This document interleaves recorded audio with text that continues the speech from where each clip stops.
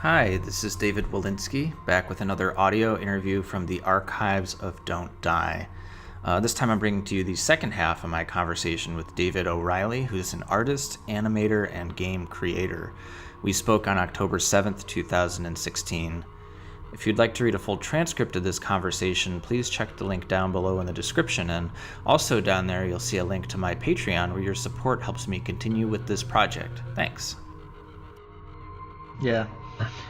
Well, I wanted to talk a little bit about marketing, which is kind of related to this. Totally, yeah. On your YouTube channel, you have a talk about how advertising is important in every industry, and I don't know the context for this talk. Do you remember what I'm talking about? Right. It's the only talk on there, I think. It's actually a Pecha Kucha talk I did in Indonesia about I don't know, 6 years ago.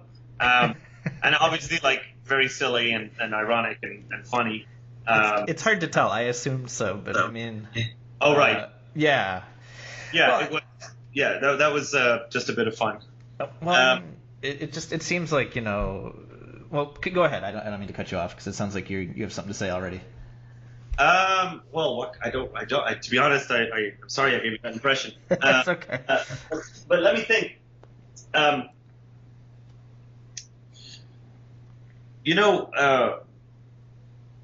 When you're something like that is like, and I have like this Free Facts Twitter account and this line of T-shirts called Dumb Stuff, which all of these projects were kind of popular in their own way, but they came out of a sort of frustration and a reaction to the industry I was in. And even though they're not directly referencing that, I never really worked in advertising. I'm much more aware of its influence and what it does. And so it's a natural thing, I think, for when you're young to kind of have things that you're against in order to define yourself. Like I like this band and I don't like this band, and I like this team, the sports team, and therefore I hate these guys. So. But for me, I was going into the animation world seeing, this is the most amazing art form where you can, recreate dreams. Like how more amazing do you get? And then you get in and you see the sort of mundanity of the industry and how, it's sort of driven in many corners by just trying to sell cars or washing up liquid or whatever. And that's what excites, and that's what sort of is sort of a driving force for it. And it's just like, you see the kind of absurdity of that and then you subvert it. So anyway, that particular thing, I've been speaking about my work before I ever entered a film festival. I was like I was invited to, I've always been interested in the theoretical aspect of all this whole world of just representation of stuff in 3D and what we're all trying to do and so on. And I've done I've been at a bunch of conferences and stuff about this and spoken at them. And I'm there usually along with many people. A lot of them are like design or animation or more art or just more recently games and stuff. And I'm around a lot of people that work within advertising, and I would realize just how different my point of view on this stuff was to a lot of people. So much of this world is driven by, pleasing clients, and I don't have any, that's not what's exciting to me about it. And so something like that talk was a reaction to just knowing that world and sort of, seeing a lot of talks about how you can just please your masters with with your work. And so anyway, that was that. No, it's okay. I hate to sort of ask questions that are basically like, can you let us in on the joke? Is this a joke? And will it offend you if I ask if it's a joke? I mean, I ask by way of context for as you have been soaking up the video game world. I mean, you said so many people in games have to do their own PR, be their own PR machines. Yes. I'd be curious if you talk about like that all the way up to the big big budget AAA level, like, is there something that you feel is harmful about the way that marketing is approached and the way that it may be, motivating, like the types of things people go after and the things that they do? Is there anything you think is harmful? I don't think so. It sort of just is what it is. And I don't know, my perspective on it might change because I'm very new to it, and I haven't, everything will be my first console game. And so that will be we haven't done really any marketing yet, and so I don't really know what's ahead. Yeah.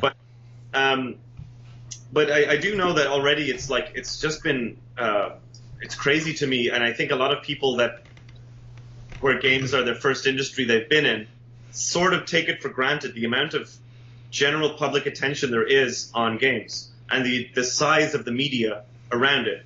Because coming from animation, even though I have a good reputation within that world, and like a lot of people would know my work, nobody like the media itself does not care about it. It does not get attention, and so there's discussions going on in animation that don't at all reach the public at large. It's just like a very, very small industry. Even though, like I said before, like there's amazing artists working for years at a time on these just labors of love.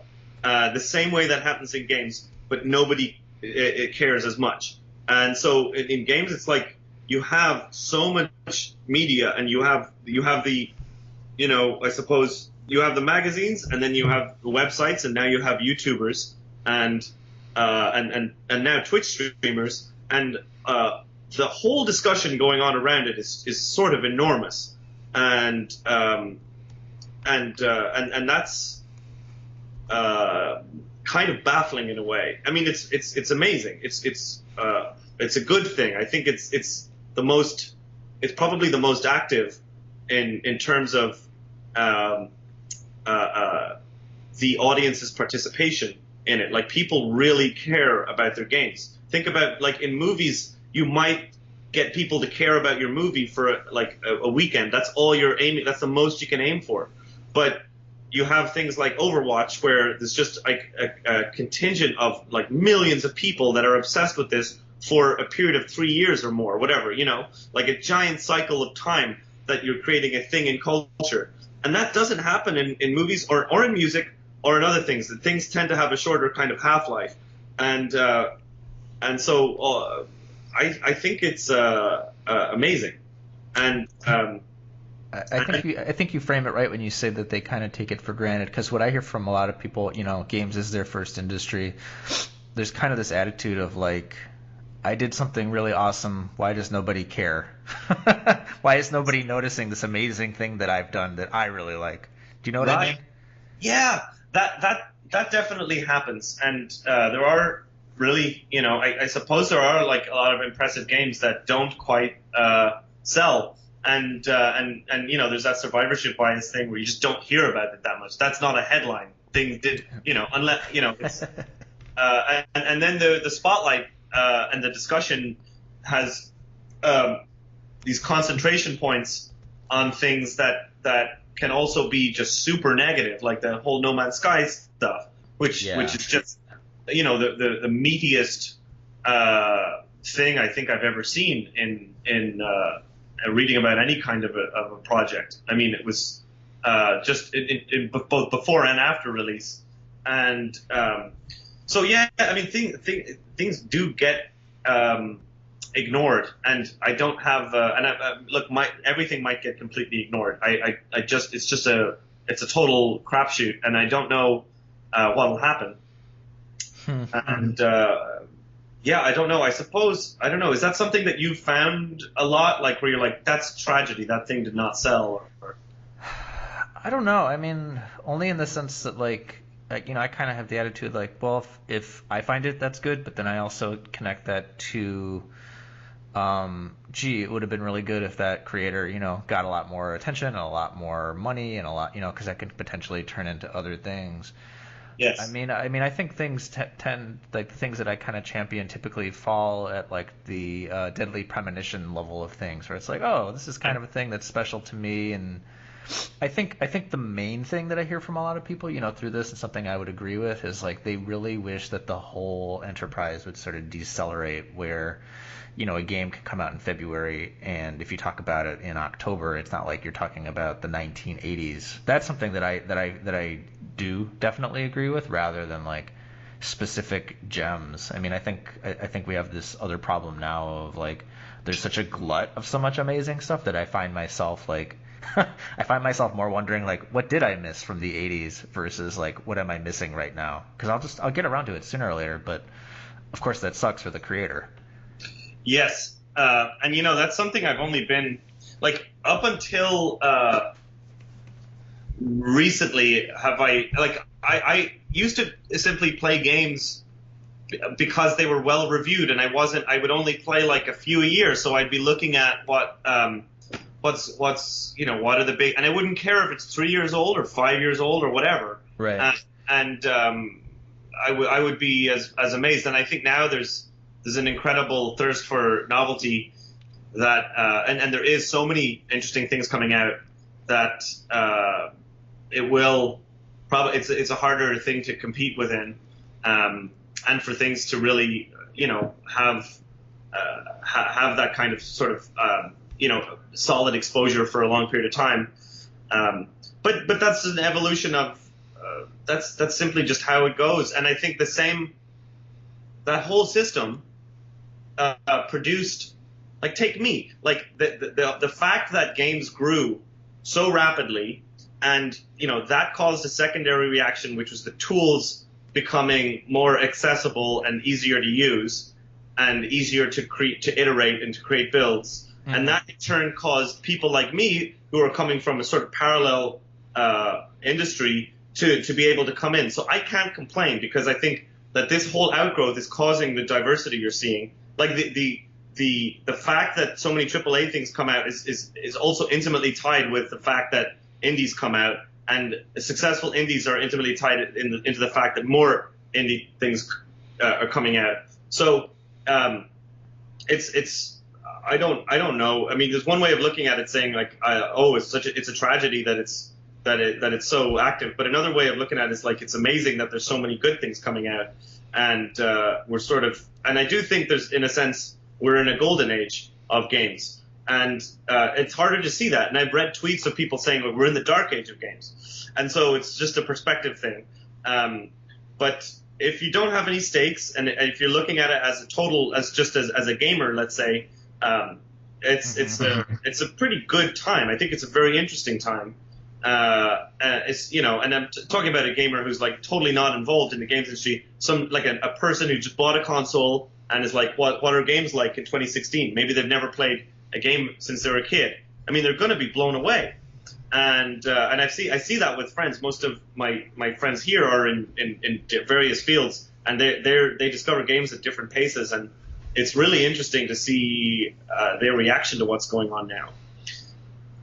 And because for us, we're seeing the iteration cycle like a bit tighter, and you're saying, okay, that's new, or this is an outgrowth of this, or whatever. It's and because of that constant growth, that it's steadier growth, it's less surprising, Right. I mean, I think there's a disconnect too between like people who comment it's the dark ages of games, and versus someone from your perspective who has found themselves unexpectedly making games, where I think just a lot of people, even though there are so many conversations going on, I think there's still a disconnect where people don't quite understand the work that goes into them, and I think that sort of leads to people making assumptions. And we certainly saw this with the No Man's Sky thing that you mentioned.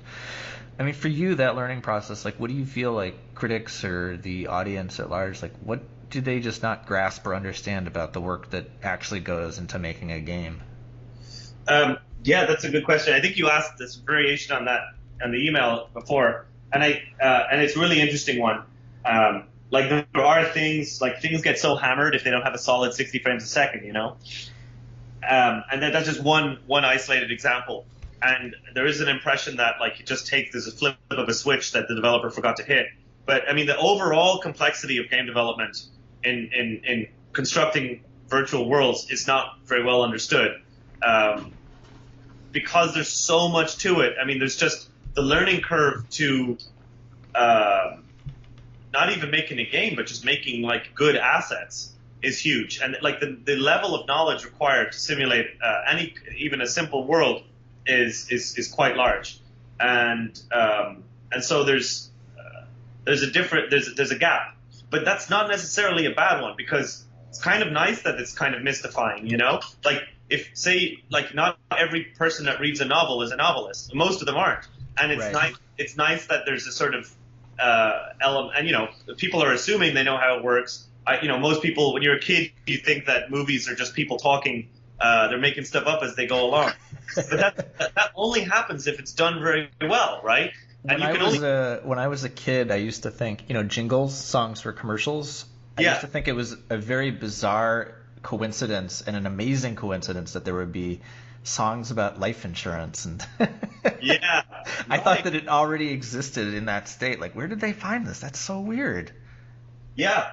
So like we have, you know, it's so games are sort of a mystery to a lot of people, and so that's kind of a good thing. I think there's an element of all art that we are subconsciously seeking, which is an element of like this paint stroke seems to not be done by a human hand. That this is somehow beyond comprehension how this was constructed, or to simply not know how a thing was done is to cover up one's footprints is like a good quality in art. And so there's that aspect. But you were asking more about the misunderstanding or the sort of. In the email, I had used the word empathy, I think. Right. This question is a little bit more about. Oh, what I know. Just sort of the ways that you know, the audience can be sometimes abusive of creators, that stemming from a place of they're just not understanding what the process is. Right. Yeah, that's an interesting one. Well, you know, the development of every indie game or every game in general is obviously very different, and I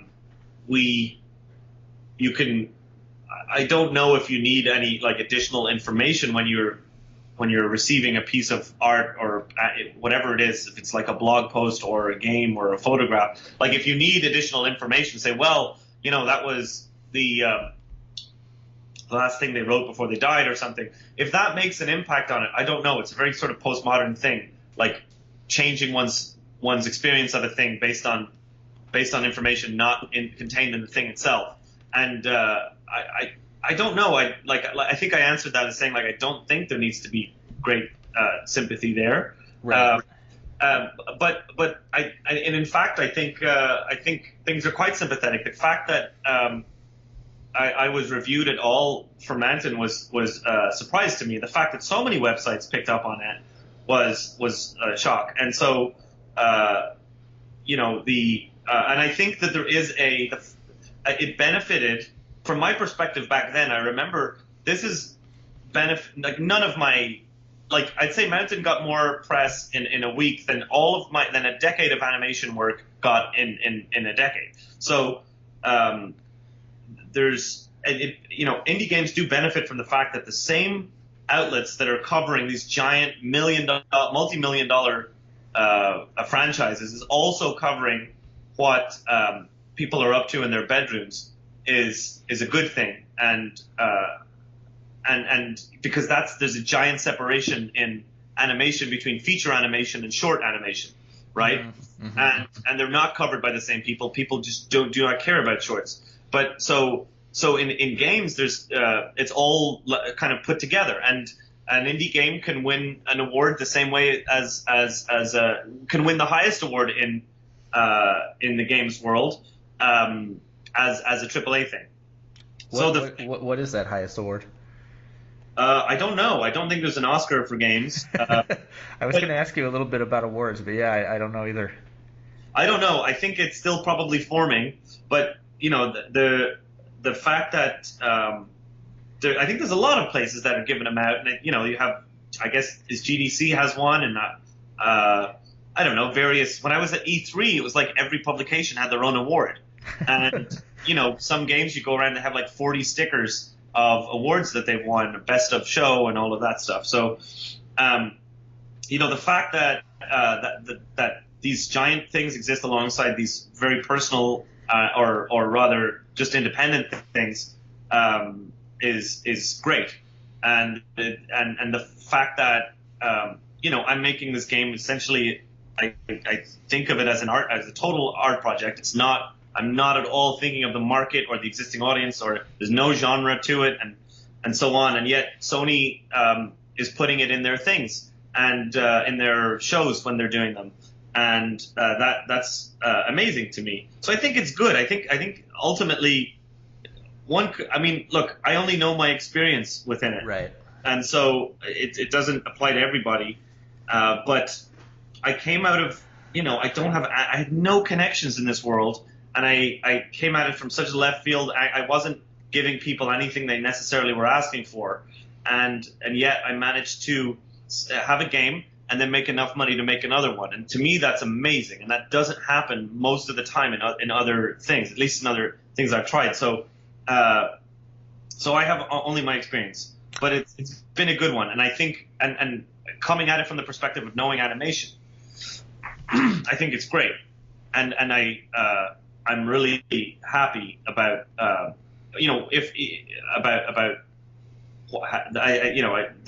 that the whole thing exists and that there is so many people talking about stuff. Well, so I only have just a couple more questions for you here, but we talking about awards. Your shorts have won. They've won awards, and I'm curious, like, if you have a sense of the correlate for games, just from anything you've heard or seen. Like, I'd be curious if you talk about, like, is there something measurable that, like, winning awards has done for you, or like does that happen for people in games where winning an award does something, or is it just sort of a thing that you say you've won? Yeah, I think it probably does different things for different people. Yeah. There's an idea, I think, by Goethe, which was like, as soon as somebody does something good, society conspires to make sure he never does it again. and I think the root, the idea there is expressed in awards. Like, you can award somebody to death, and I've seen it happen. I remember my first short. I've had shorts that won no awards and shorts that have won loads, and I don't value one over another. But I remember with one short I did that was winning a lot. It was something like it was sort of got to like 40 awards, and I had never won anything for my work or for anything in my life. I'm not an athletic person, unsurprisingly. I think most people in video games maybe not, but I never was able to compete in sports and things like that. And so I went through all of school not having that, no trophies or medals or anything. And then suddenly I have this overflow of awards. And to a certain extent, it's like, it's hard. You stop. It's like distracting. It's very distracting, because what it's saying to you is, on an emotional and subconscious level, is like, it's saying do more of this, and you might not be thinking that. You might have 10 other things you want to do, and as an artist, particularly when you're young and you're just figuring stuff out and you have freedom to do different things, you don't want to do the same thing again, and you don't want to repeat yourself. And so I remember I got it. A lot of people were kind of mad at me because I decided to not submit this short for the Academy stuff that year. And the reason for that was I looked up the people that had won the Oscar for short animations. And the people that had won, I hadn't heard of any of them. And that was an interesting phenomenon to me, I thought. And I heard some stories from people like, oh, they won the Oscar and then they went out to LA and they just sort of were like flying around from studio to studio, and then nothing happened, and it's like 10 years later, and and that's, I was like, there's something about being hungry and just like not being. And so I was like, this could be like somewhat poisonous. Now it's like that. And so when I think I tweeted that at the time, and people were like, and there's a certain, you could read that as being very conceited and being like, well, like, I could totally understand why people would say that's a conceited thing to do, because you just who knows what would have happened. But it's hard to. I remember that emotional state of mind being like very, very. I was unprepared for it. I was unprepared for any kind of success, and so there is a destructive element to these things. And so that's the overall thing I'm saying. So there's that, but then there's also the fact that I lived for at least a year, and I was able to fund projects from actual monetary awards. Now I don't know if there's any monetary awards in games, but there is in animation. I was able to fund another short just from award money, and that was really beneficial. I think that's the only form of award that has a measurable benefit. Money? Yeah, you get money. Yeah. Because that's fuel. That's like that can keep you alive.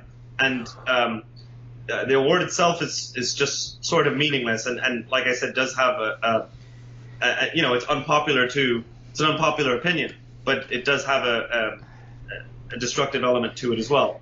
Well, oftentimes in video games, like whenever the BAFTA nominations come out, I always see people I know, upset or feeling like the quote unquote wrong things are being nominated, or they're not rewarding risks being taken. But on the other end of that is like, and I'm not singling this out for any particular reason other than I remember it. Which is, I remember I was sent a copy of Just Cause 3. I don't know if you're familiar with that series, but yes, I haven't seen it, but I know exactly the game. Yeah. So on the cover of the box, it says winner of 12 awards. I think for a lot of stuff in video games, like we talked about, like conceptually, is it weird or is it not weird? It's sort of like I see this on a box and I'm just like, there's no context. Like, what does that actually mean? Like, does that mean something to you? Like, if you go to a Best Buy or a Target or whatever and you see on the cover of a game box winner of 12 awards, like, does that mean anything to you? Maybe not particularly, but I do think it does have significance for other people. And say you're just you're buying a thing for a friend or for your child or something. It's like, and it has some word for art or story. Then you'll be like, okay, well then that's like that's pure approval, and you can sort of do that. Now you know the games industry very well, so you know that there's sort of maybe there's an untrustworthy element to some of these things, and so maybe it has less of an effect. I think that makes a difference. And when that's true.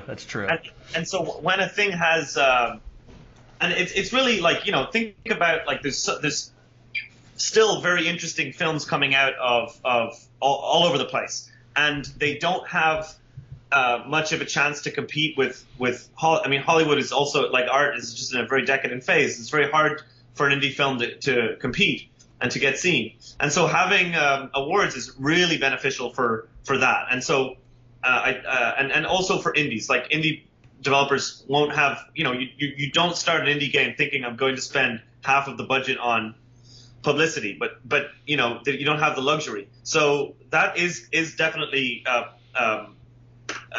beneficial. And so I think there is a good thing about those. From a strict perspective as a developer, I think, and from the point of view of like, look, I need to be in a comfortable state of mind to be able to produce things that may on some level they're destructive, but at the same time there is like, I think they serve a purpose, and there's that element, but there's also the fact that you're just there with your friends, and everything is looking for the next thing, and they get to celebrate that, and that's just a beautiful part of humanity, that we do this kind of thing, that we just get together and say, here, it's you this time, and that's all great. But speaking more about the emotional perspective again, I remember like the first time I was ever at an award ceremony in my life, and I was like 22 or 3, and it was in Berlin, and I had never shown my film at a film festival before, and I was at this award ceremony, and I remember that there was an American contingency there who had a live action short, and they announced all of the awards. And when the last one was announced and it wasn't them, I was talking to these people. You all kind of get to know each other, and they were all like, they flew like their actors and their producer and like probably 5 or 6 people out. And when the last one was announced, they just got up and left, and they were really visibly angry. I just watched them sitting along the row, and I was like, how sad is that you really cared so much for this thing that you're now going to just sort of, wallow in self-pity for not having won this thing. And that sort of was an initial. I remember back then thinking like that there's that this does bring up a sort of this is a mixed sort of can be a sort of a poison chalice that can bring out the worst in some people, and some people don't, like I guess Woody Allen and some other people probably just don't participate in awards at all, because of that dimension of it. So it's very good. It's good and bad. I don't have a fixed opinion on that thing. Sure. No, that's valid. Well, just talking a little bit about that and people's opinions and the conclusions they draw.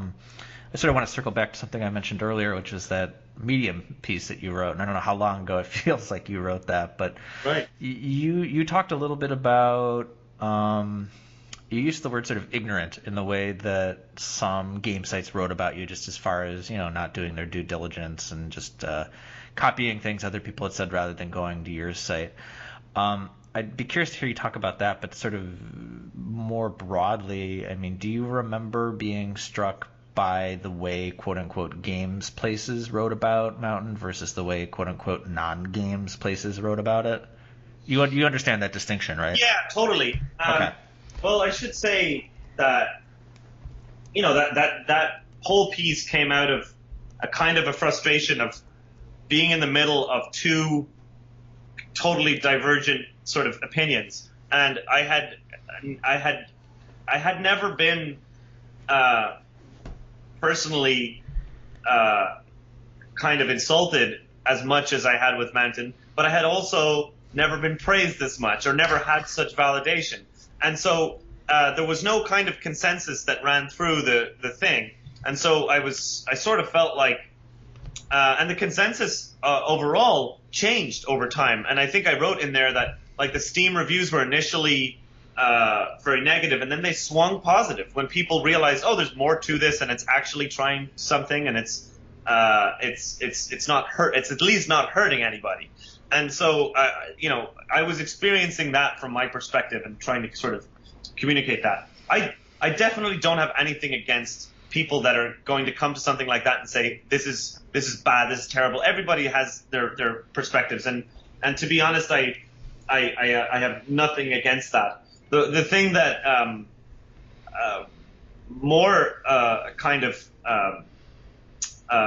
energized me was the fact that like they were guessing intentions, and especially like being called like a charlatan and things like that were like very hurtful to me, because I don't know how much I was thinking like, look, maybe somebody saw some of my more comedy stuff and just thinks, oh, he's just joking around. And I understand that there's a certain trust you have with an audience that's slightly broken when you start messing around with it, or you start doing, totally non-serious things, but or not sincere things. So perhaps that was part of it. But I just thought, like I worked so hard on this, and that's just like unfair. And the discussion around it was just like there were some people within like games writing that were fully like interested and kind of I don't like this term like got it or whatever, like there's some sort of secret code. There's not. It's just that they were like open to the idea, and that and so that happened inside and outside of games writing. And like even recently there was a video by the YouTuber Markiplier. Yeah. He's a really big YouTuber, and I actually didn't subscribe to him, and I was just browsing YouTube, and it was like a recommended video. It's like weird. I thought it must have been old because nothing has come out about Matt in a long time. And he sat down and played it for 15 minutes, and I'm expecting the worst because it's like, hey guys, what's going on? It's it's like it's like YouTuber tone of discussion, and so and which needs to comment on everything and needs to speak stuff. And so it's a very interesting video to watch because he actually completely was on board. He totally had a good time and was enjoyed the thing, and then even though he's trying to fill in every gap with the joke and a funny comment, he towards the end was like, I like this kind of thing. I think games can be anything, and it's cool that something like this is out there, and it's just sweet and nice, and it makes me feel something. And that was just like the most beautiful thing, because I think for a lot of people the YouTuber stuff maybe represents a threat, or it's like a not very nuanced reading of things. But this was as much of a good reaction as I could ever hope for, or ever feel like that. That's great, and I was really happy about that. It was so it surprised me, that kind of thing, and it would be very prideful or I don't know, like pretentious of me to be like, oh, I want serious people to write about. I don't care about that, but like just being able to feel a certain thing or to have a certain type of thought about something that isn't like this is a joke or this is somehow like this is a scam or whatever, or that I'm a charlatan, like that was sort of the Yeah, no, I mean, in a way, isn't that sort of the thing that I think a lot of people are pushing for or wanting for in games, is sort of like those kind of unexpected reactions rather than like this rigid segmentation of like this group only likes this, that group only likes that. Yeah, 100%. It's very much like, I mean, I was just at Fantastic Arcade in Austin. Yeah. And I played a bunch of games on those laptops there, and I saw a bunch of talks, and I was just amazed by what's going on. There's nothing there you could say, oh, that's this genre thing. People are really going at the larger project of describing reality with this new medium, and in new ways that we couldn't have predicted before. And so the larger game going on in indie games, I think, is more interesting than ever. And it's going to be harder and harder to write about this with certain expectations. That's good.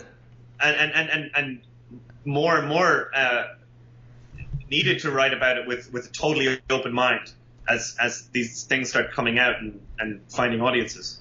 I mean, it's really a truly new thing. Like you're going to it's like we've satisfied so many genre things that you're finding like these new branches and sort of tendrils coming out in new directions, and you're just trying things, and that's a really good thing. So I have just two left for you, and they're both broad, abstract things. But are there things in video games that you wouldn't make but you'd like to see? Like, in other words, these are things that wouldn't be coming from you or a place where you would create, but you'd like to experience them yourselves, whether it's like a topic or characters or shapes. That's interesting. Maybe I'm too myopic. I just think about what I would like to make.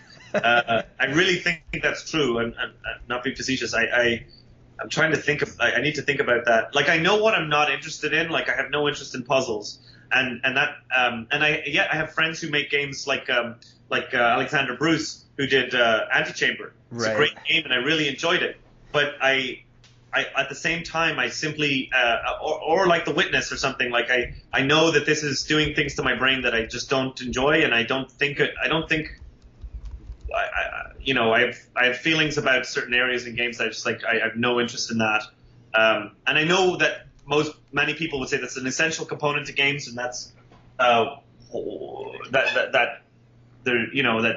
those things are core things. But I my brain doesn't work like that, and I think that there's loads of different things. But I don't know if I really wanted to see it but not make it.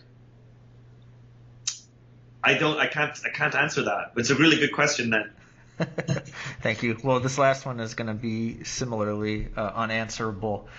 And this, I'll remind you just from up top, so you asked me, why I'm doing this, and part of this is just sort of, document sort of people's attitudes and thoughts and sort of just the general temperature on right now. But what do you think video games have accomplished?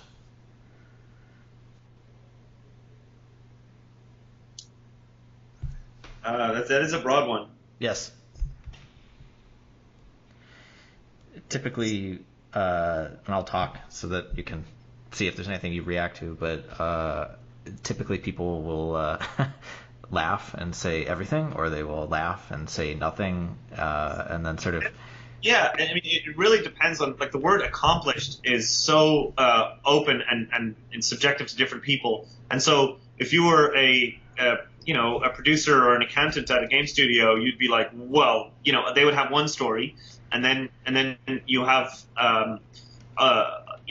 people in story that think, oh, you can do all of this branching narrative thing, and that's amazing. And so yeah, I mean, and that's probably why you're asking it, and it's like it does benefit by asking different people that question, because it's always going to be different. But right.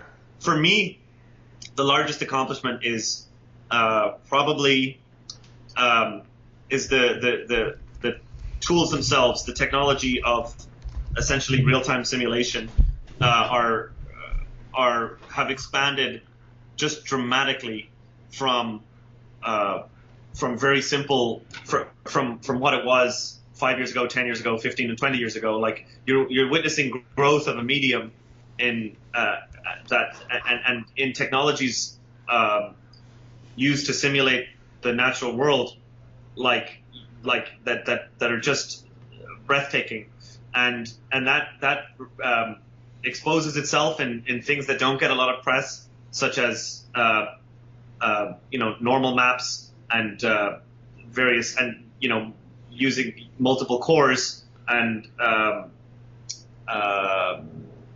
having integrated game engines that can easily build with just the click of a button, and having a wealth of an increasing library of assets and sort of built-in functionality that can let so many people make something.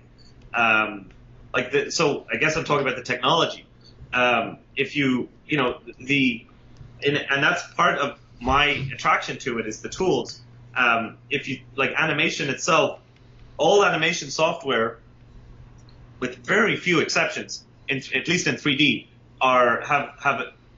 their growth has been to simulate the natural world in its shape and in its in how it responds to light, and all of this work done by that's sort of been demoed at SIGGRAPH 10, 20 years ago, and now it's just in mainstream software. All of that stuff has had this other development in real time that's gone to a place where it's like almost indistinguishable now. And so the methods of rendering in traditional 3D software is quite different than it is in real time. But real time stuff is caught up in so fast that there's things now where you just can't tell the difference, depending on what you're trying to represent. So just the power of representation is the thing, and the variety within that's possible within that is the most interesting thing, and obviously the accessibility of these tools. And now you have things like Dreams coming out, which is essentially like a game within a game, which is a beautiful evolutionary step,